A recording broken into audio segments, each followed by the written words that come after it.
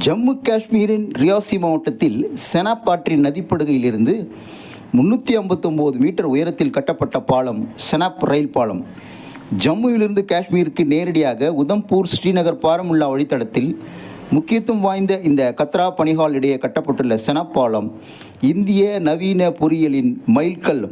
இதன் திறப்புழாவை நமது பாரத பிரதமர் அவர்கள் திறந்து வைத்து தேசிய கொடியுடன் நடந்து சென்றார்.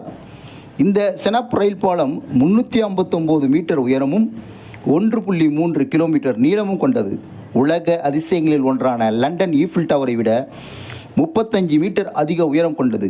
8 ஆண்டுகளாக நடைபெற்ற செனாப் ரயில் பால பணியின் மொத்த செலவு ரூபாய் 1486 கோடி.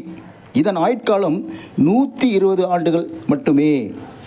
மேலும் இந்த செனாப் ரயில் பாலம் மேல் செல்லும் வந்தே பாரத் ரயிலானது இயற்கை எழிலுடன் கூடிய குறுகிய பள்ளத்தாக்குகள், பசுமை படர்ந்த காடுகள், உயர்ந்த சிகரங்கள், இயற்கை எழில் கொஞ்சும் இடங்களின் ஊடாக பயணிக்கும்.